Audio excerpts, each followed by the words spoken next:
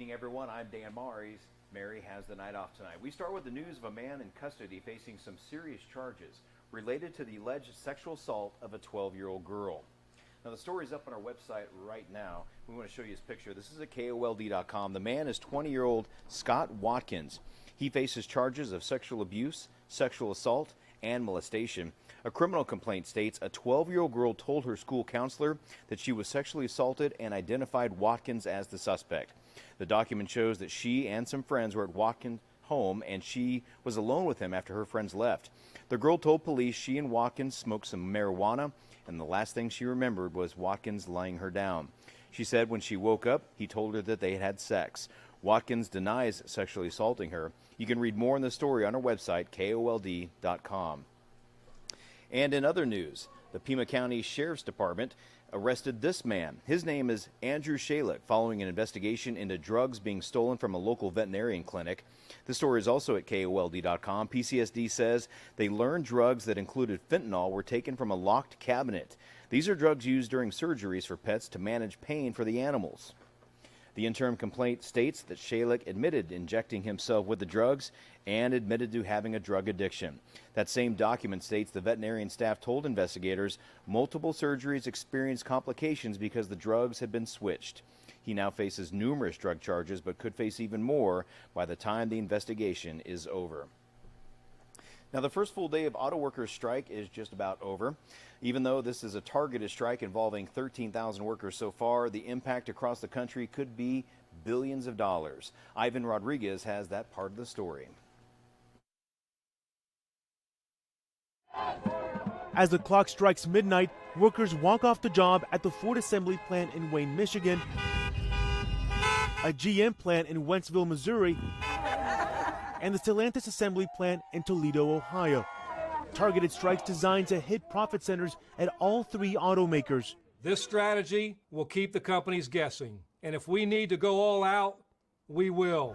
Part of the United Auto Workers Union's demands include an immediate 20% raise, followed by 4 additional 5% raises, restoring cost of living increases, and retiree health care coverage for all hires. I'm not greedy. I just want to make sure that my family is provided for and make sure that we can eat, bills paid. So far, Ford has offered a wage increase of 20% during the life of the contract, which the company called generous. GM also offered a 20% increase and Stellantis 17.5%.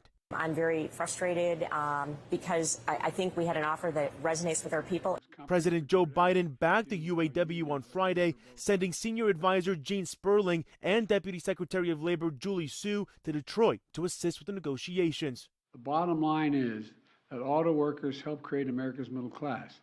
They deserve a contract that sustains them in the middle class. I'm Ivan Rodriguez reporting. And let's go back to our website, KOLD.com, where you can read about this story. A Michigan man faces charges for sending threatening text messages to United Auto Workers President Shawn Fain. The man is charged with false report or threat of terrorism and false report or threat of bomb or harmful device. Sheriff's deputies say the man sent a series of threatening text messages to Fain's cell phone earlier this week. Well, it's still too early to tell how the auto workers' strike will impact us here in southern Arizona. 13 News reporter J.D. Wallace talked to people in the car industry here in Tucson for their thoughts on what could happen. The thrill of a new car, even if it's new to you, is with Jennifer Campbell. Just bought this 2013 Land Rover, and I love it. She was ecstatic about that car. That's why I do it. Terrace Worley owns All Cylinder Auto and has been following the United Auto Workers strike. Both sides are holding pretty strong. Even though he sells used cars. I predict that if it does last, over a month, we're going to start seeing an increase in vehicle price. And the cost to acquire used vehicles, so that transfers to more expensive used cars, less new cars. It's a trickle-down effect. Announced a strike. It may have happened, but it was like a short period of time. Fabian Gutierrez is a mechanic at All Cylinder Auto. I inspect every vehicle that comes in. And thinks a strike would have to last months before it impacts vehicle repairs, and it would depend on the part needed. So, we have different vendors we use. We do go through dealerships as well, just in case we have to go through them. starts at the top, flows down, and everyone kind of has to eat it. Tara's Worley will watch what happens down the road, but Jennifer Campbell is just happy in the moment. It's got low miles. I got a really great deal on it, and it's in really good mechanical shape. Now, if you own an electric bike, listen up. There's a recall that you need to know about. Electric Bikes is recalling 45,000 models purchased between last November and this May. The problem is with the mechanical brakes. The company says the bike's mechanical disc brake calipers can cause riders to lose control, causing a crash, even an injury risk.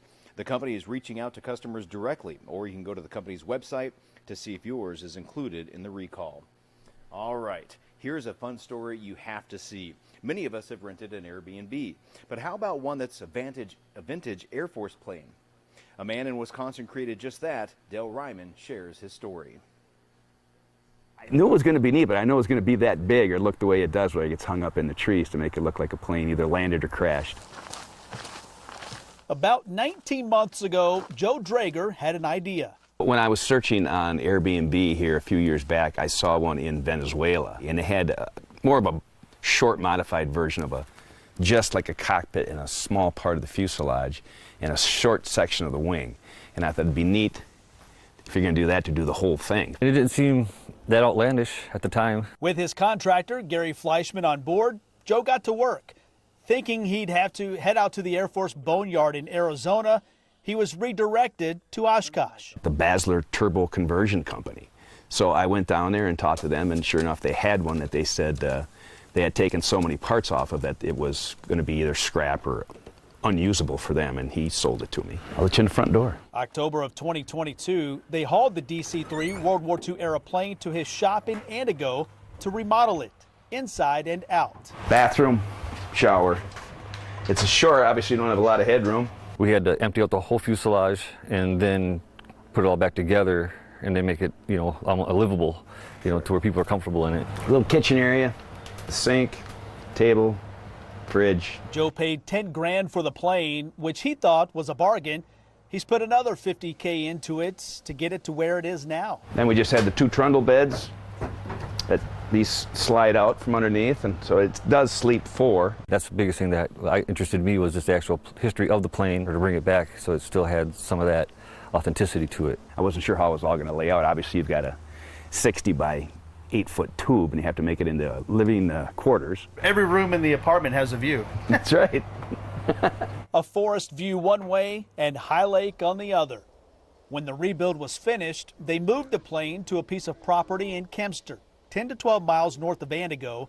They put it on stilts to give you that airborne sensation. And had a crane pick it up and then set it over the trees onto the cradle that we engineered or created. It is my first time ever putting something up this high in the air. To top it off, they recreated propellers out of big ceiling fans with giant blades hooked up to a converted motor. They're motion detected, so when you walk up on them, the lights come on and the blades start to spin. When the sun sets, the fun begins. But at night, it's all lit up. The wings are lit, the tail's lit, the motors are lit. It looks a little bit more unique at night when it's lit. For this Antigo businessman, the job met and, shall we say, flew past his own expectations. I mean, they really are a neat airliner. Now, how cool is that? As a son of a former pilot, I would think I could stay there. Now, you might be wondering, how safe is it? Since it is on those stilts, it's kind of suspended in the air. He's actually said the state inspected it, they approved it, so it is safe according to the state. So if you're ever heading in Wisconsin, you might want to check out that old plane. Well, we want to leave you tonight with a shot of Tucson. You can see a few lights there. Let's take another one here, and you can see some more lights there. This is looking towards Cortero and Silverbell. That's the Cortero Silverbell Park. We got a nice weekend coming ahead of us. We're going to be around 100 degrees tomorrow, much better than the 111 we saw last weekend. If you're going to be out tailgating tomorrow, keep in mind that it will be around 100 degrees, but the game starts at 8 o'clock tomorrow night, so that'll help cool things down. Thank you so much for watching. I will see you on 13 News.